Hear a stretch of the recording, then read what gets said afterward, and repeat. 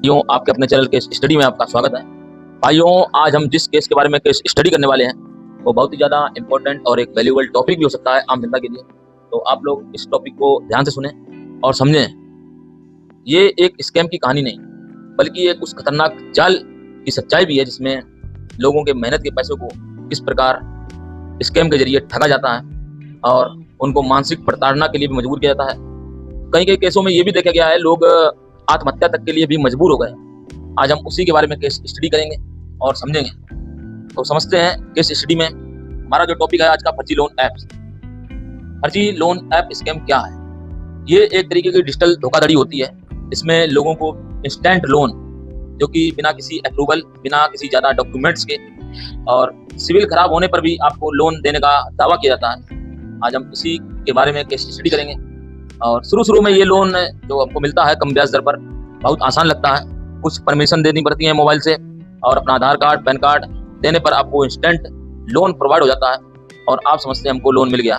इसके बाद होता है खेल शुरू। इसके सच्चाई को हम लोग एक एक स्टेप बाय स्टेप समझेंगे।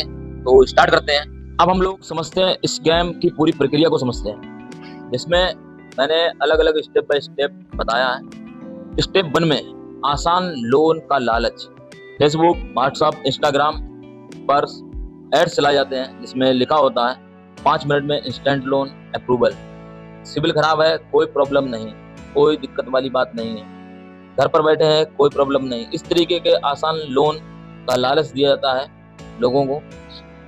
स्टेप 2 में हम लोग समझते हैं, जो कि एक खतरनाक स्टेप होती है। इसमें लोगों से उनकी कॉन्टैक्ट्स, उनकी गैलरी, उनका लोकेशन और कॉल लॉग्स, कैमरा एक्सेस, सब कुछ उनका एक्सेस मांग लिया जाता है और लोग जल्दबाजी में इन सबको अलाउ करते चले जाते हैं। ये एक बहुत बड़ा प्रूफ होता है स्कैमर्स के लिए।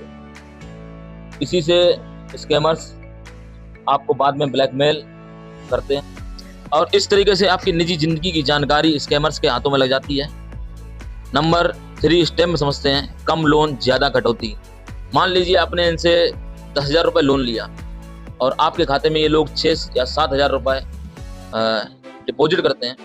जब आप इनसे बोलते हैं कि सर मैंने 10,000 रुपये लोन लिया था, 6 या 7,000 रुपये आए आपके खाते में, तब ये लोग आपको समझाते हैं कि आपका GST fees, processing fees, service charge, insurance, ये सब कुछ काट लिया गया है और इस तरीके से आपको ज़्यादा लोन पर कम कटौती नहीं होती है और कम लोन पर ज़्यादा कटौती कर दी जाती है।